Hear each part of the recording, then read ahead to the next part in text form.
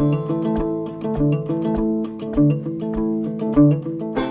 everyone, Roy Shepard here. And the last two emails we spoke about the top 10 most common prepper mistakes and how to avoid them. And today we're gonna start the top 10 reasons most people will die in the first month of a catastrophe. It's gonna be very interesting and I can't wait to share everything with you, so stay tuned.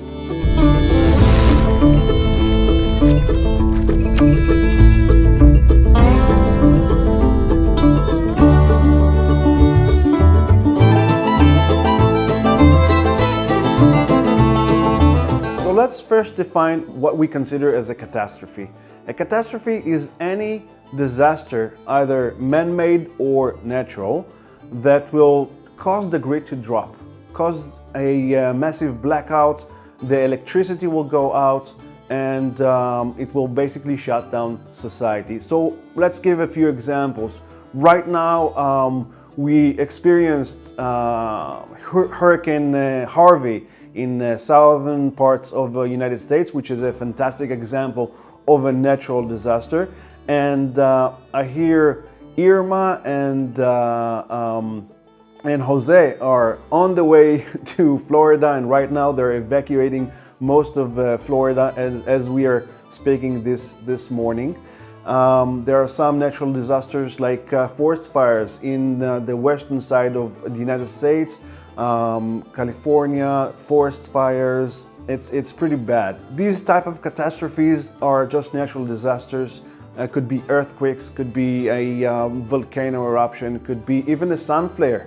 A sun flare can engulf the entire Earth and basically in a millisecond burn most of our modern technology, and replacing all the transistors, all the communication hubs, all the electricity centers will take a lot of time. All the transmitters need to be replaced one by one. They are not EMP protected, and so it will take a long time to reestablish the grid. Man-made disasters could be from war, either civil war, civil unrest, or even a threat from the outside. Could be some EMP blast, could be some terrorist attack, could be some sort of a hacker that went into the infrastructure and started messing around and basically would drop down the economy. Could be like some sort of a economic collapse of the stock market or something like that. Anything that would cause a halt of modern society, drop down the electricity grid, and make most of the businesses stop working. Okay? So basically we're talking about situations that we don't get any services at all, no garbage disposal, no electricity, no sewage, no protection at all, because right now all the first responders are busy with massive amounts of work and they can't get to most people. So no first aids, hospitals would be overrun, and most people would need to take care of themselves. So these types of catastrophe, when it happens, we're gonna see a massive amount of people going into a catastrophe phase or a WROL phase. So in case of a catastrophe of this magnitude that we spoke about, that the electricity grid will fall down, many people would not know how to do basic things like find water, gather food, or their medicine. So in the first month of this catastrophe, many people in modern society will simply die. People who are initially sick, people who are weaker, people like elderly and the young will perish fairly quickly. The ignorant, the people who don't know how to take care of themselves, people who are out of shape. And we'll talk about each one of these scenarios specifically in this episode. To not make this video too long, we're gonna divide it into 5 major reasons that most people will die in this installment, and in the next one we'll talk about the next 5.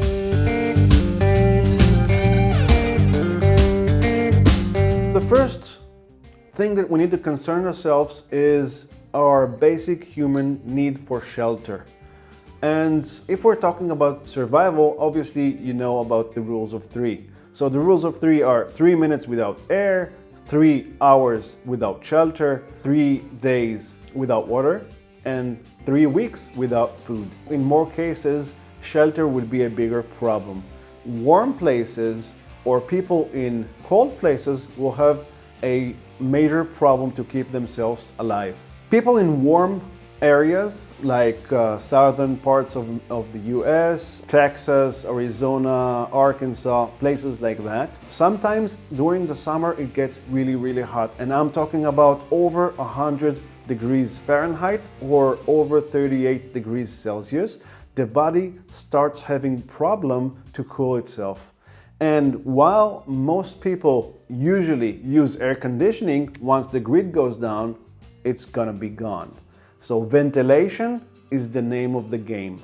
So the biggest problem with heat is obviously dehydration and in the end heat stroke. The body would not be able to regulate temperature. When it gets over 40 degrees Celsius, organs will start to shut down and eventually it will cause death. The first thing to do is keep the apartment, keep the house ventilated.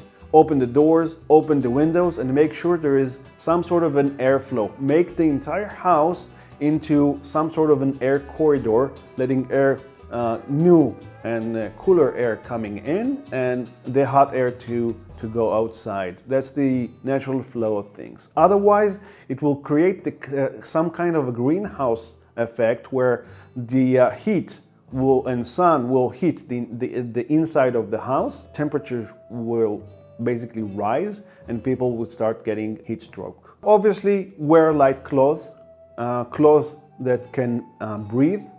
It's very important to ventilate the body and to make sure to drink a lot of water. We'll talk about water in the next section, but water is really important to keep hydrated because dehydration is the source of all that is not well with us. If we lose about 40% of our water in our body will start to shut down and it will be very bad for us.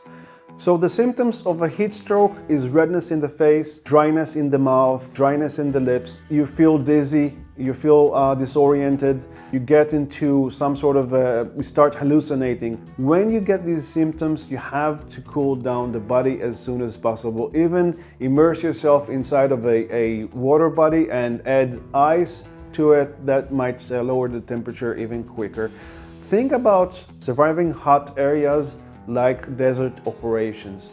In desert operations, we usually have this protocol to stay in the shade, not move so much, and conserve the water you have in you. Make sure not to do any physical activities, make sure not to move too much during the day, and once it's a bit cooler at night when the sun is out, then you can do any operations like gather more water, gather food, things like that. So any physical activities, try to avoid physical activities, try to stay in the shade, make sure the house is ventilated. Cold areas during the winter in the northern parts of the US, in Canada, we have temperatures lower than 50 degrees Fahrenheit or below 10 degrees Celsius. It gets colder outside. The best way to insulate ourselves is to have layers. Now, layers can start with a base layer of some sort of a thermal clothing or even a regular cotton shirt, t-shirt maybe, some sort of fleece on top of that, and some sort of a waterproof, wind-resistant coat on top of that. So 3 layers is the basic amount to keep yourself insulated from the outside.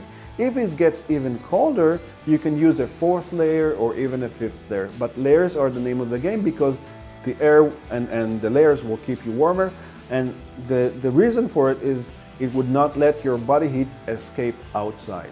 Now, if you're in-house, then you'll need to isolate anything that has contact with the outside world. For example, your windows and your doors. Curtains are fantastic for that. If you have a fireplace in the house made of stones and it's isolated with a chimney outside, you can burn either firewood or coals to keep the house warm. You can also improvise different type of things to create warmth, obviously. You can burn clothes, you can burn furniture, whatever you need to do to keep the house warm. But there is also a pretty neat trick that you can do with a ceramic flower pot. You take two flower pots, one on top of the other. You connect them together with a screw with some discs to keep a distance between them. You need a smaller pot and a larger pot, and between them there should be air flowing. Now the rod that connects both of them should have some sort of a stand, and underneath you can place candles, and the candle will basically heat up the air that will be trapped inside of the ceramics. It will warm up the ceramics pot and they will radiate heat to the entire room. This is a great way to keep an entire room in a great temperature, very comfortable, and you only need one or two candles to heat it up, which is pretty fantastic. And the most important thing is when you sleep, do not be in contact with the floor. Do not be in contact with any walls or floor or windows or anything like that. You have to insulate yourself from any larger body that might suck the heat out of you. Keeping the heat in is the most important thing to survive below 0 degrees.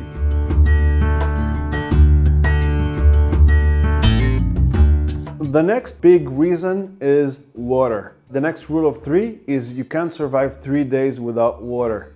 And the problem is that most people don't know how to get water, but more importantly, they don't know how to differentiate from clean water to contaminated water. So the first big issue with water is where to find it.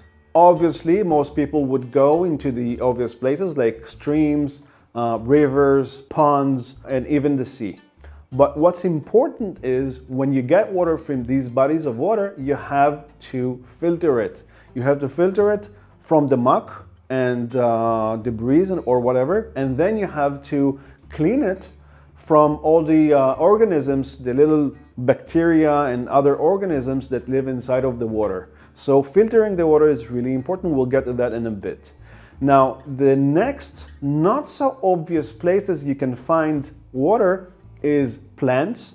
Many plants, like for example the banana tree, has water inside of it. You just cut down the stem and you can drink fresh, clear water right out of the stem of the banana tree. You can actually boil and use condensation to purify your urine. You can also dig holes and there is water inside of the bedrock. You can also use certain techniques to gather water from condensation in the morning. You just place a tarp in a certain way with a rock inside of it and make sure that the tarp goes in a downward angle, and underneath it have some sort of a barrel to collect the water inside of it. You can also collect water from rain, which is pretty nice and obviously needs filtering afterwards, and can dig a well if you have bedrock underneath, but usually in many places you have to dig pretty deep, and this is quite an endeavor to create a well, but this is how people used to get water back in the day, where there were no faucets to just turn on. You had to actually work to get water. So we can go back to these ways of gathering water. Now, as I said before, the biggest problem is not necessarily finding the water, but finding clean water. Many people would not know how to differentiate between clean water and dirty water, and they would drink that. Even though it looks clear, there are many millions of little bacteria and life forms inside of the water that would be really, really bad for us. Excess of E. coli, excess of cholera. There are tons of things that if we drink that, it will cause us infection, illness, dehydration, diarrhea. It will be really, really bad for us, and we'll actually die from dehydration while we're drinking this contaminated water. So many people will die because of that. Remember, they don't have first aid services at all. You pick up the phone and there is no lines because everyone is calling for help. So you cannot reach any help service and any paramedics, and many people would resort to drinking contaminated water, which is really, really bad for you. Now, The way to clean the water is very simple. You have to create your own filter, which is first to let the water go in through some sort of a fabric. You can use your shirt for that. Afterwards, you can have inside of a plastic bottle a layer of small pebbles, layer of sand. Underneath that, you can have some charcoal. You burn some wood, scrape the charcoal of the burnt wood, and you'll have the dusty part is the charcoal. It should be black. And after you have that, have another layer of fabric. And once you go and filter the water through that, the water will turn out clean. It's recommended that you take the clear water and you boil it, or actually bring it close to the boiling point for about a few seconds. It needs to just boil, and you can take it off the fire or off your heat source and let the water cool down naturally, and you can drink it. It's completely safe.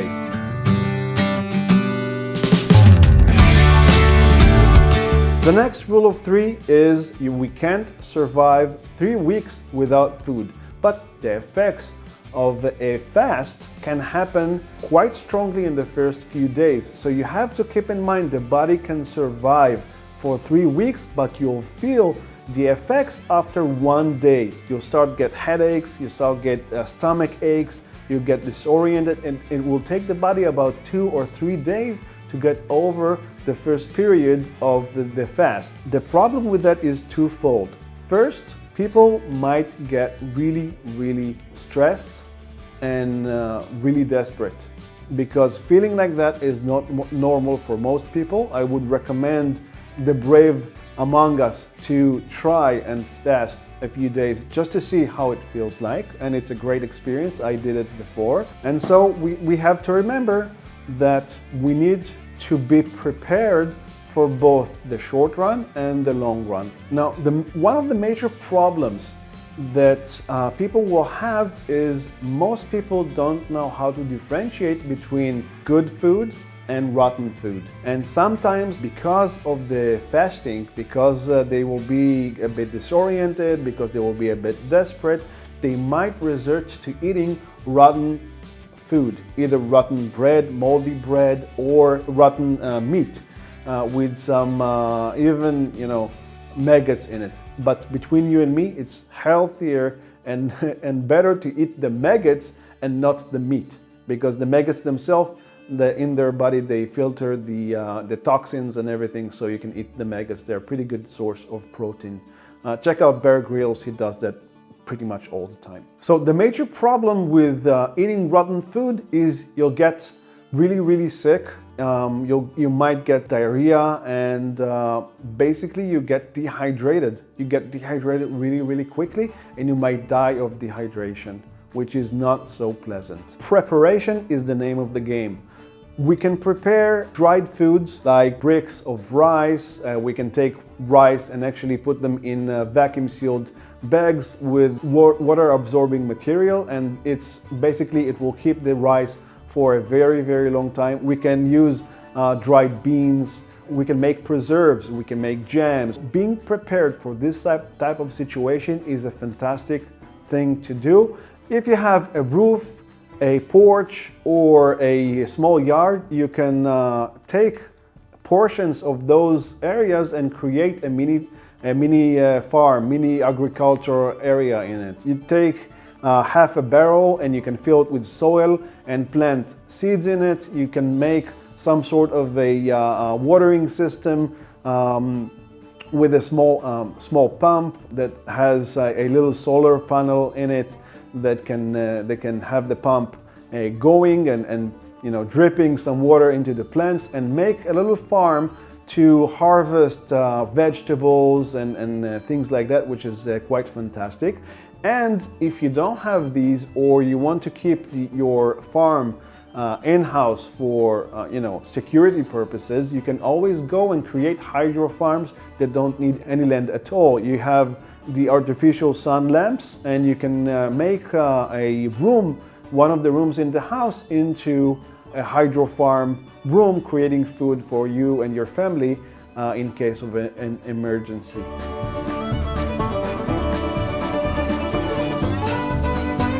Now, the next big problem is both direct reason for people to die and indirect reason, and that is medication. Let's face it, modern society is medicated.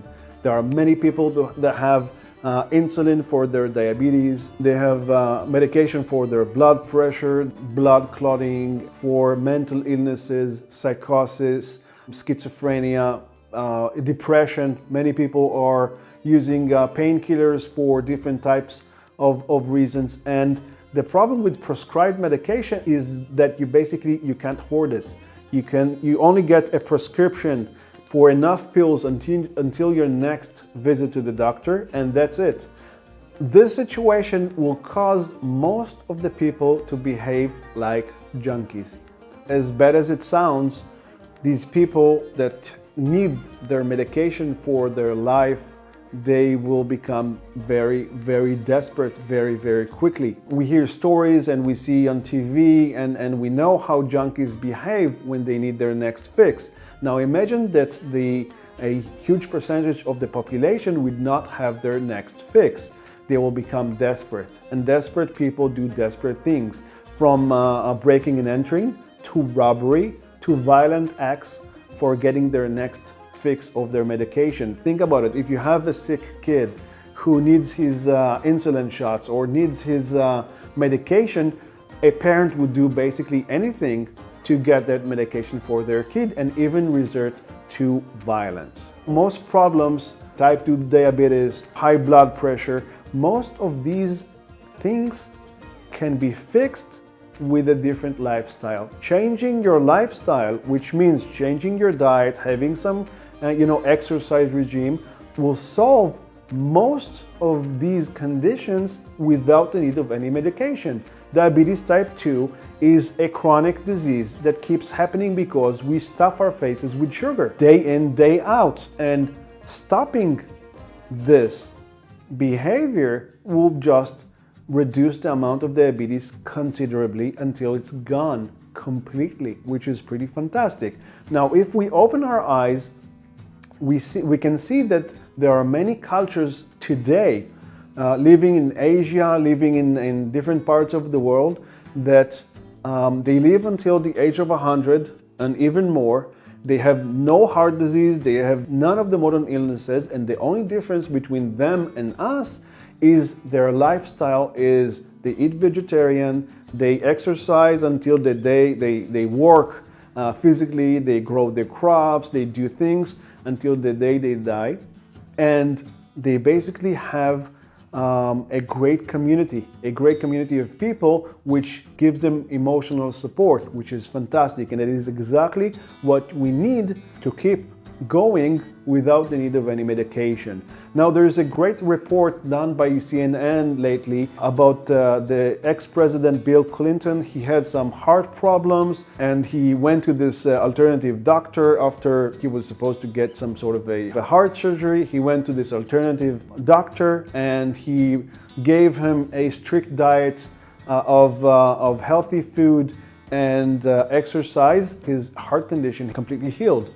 And right now he's healthier and better and more focused than ever before. And you can have the link to the interview about this from CNN right below here and in the email. And just remember that most of the medication that we have right now, we can substitute with a healthy lifestyle.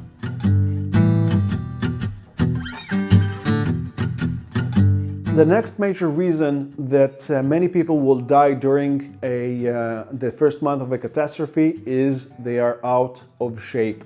Now, being out of shape per se is not a direct cause of death, obviously, but in a catastrophe, in the first month of a catastrophe, there are many physical activities that these people will have to endure, and their body would simply collapse.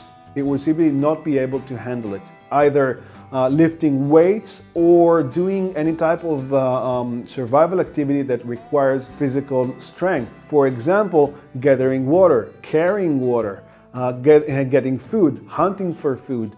And many different type of physical activities. Imagine yourself someone who is out of shape, who has not done any physical activity except, typing or something for a long while, and suddenly they need to chop wood for warmth to survive the cold winter. And they pick up the axe, and they have never done this before, obviously, and they would lift it up. Chances are they would cut themselves, they would injure themselves. Even small fixes around the house, boarding the windows, using a hammer and nails to board the windows. Most or all emergency responders will be super busy. So even if they injure themselves, even if something happens and they have no idea how to stop bleeding, they have no idea how to administer first aid, and these might cause deaths. These small, seemingly insignificant things might cause death. For example, a wound that is untreated can become infected. The infection can go into the bloodstream, and that can cause huge problems. It can cause eventually death. Now, the solution is fairly simple. We touched it in the last video. The way to become in shape, to gradually do a fitness routine that fits your current level. So if your level is nothing, basically, start walking. Start walking for half an hour, 2-3 times a week. That's more than enough. Once it gets easier, start running a little bit. Once it gets easier, start walking longer distances. Once that gets easier, maybe incorporate some weights. So basically, do your best and forget the rest. Don't worry what people on TV say. Don't worry what other people say. Just do the best you can at your own level and do it very gradually. Eventually, you'll be able to run for 20 minutes, which is pretty good. You'll be able to carry weight on your back. You'll be able to lift weights, and your endurance would be much better, which is exactly where you want to be in a survival situation. To sum up, we talked about the first 5 reasons that most people will die in case of a catastrophe. We talked about the first rules of 3 hours without shelter, either in hot or cold temperatures. We talked about water and the problem with drinking contaminated water and the need to filter it. We talked about gathering food. We talked about medicine. The lack of medicine will cause many people to become desperate, and desperate people do desperate things. And the last thing is the being out of shape. Being out of shape not directly harms us, but indirectly causes many injuries, traumas, and many problems. I'd love to hear from you. So if you have any comments or questions, share them below. Let's open a dialogue. Which one of these major catastrophes is the one you fear the most? Do you think we missed something? Contact us either here in the comments or on Facebook or on in the YouTube channel or even on our website. In the next video, we'll talk about the next 5 reasons why people would die during the first month of a catastrophe. And we'll go in each one of them. We'll talk about the reasons and how to avoid them. So I can't wait to share this with you. Until then, stay safe.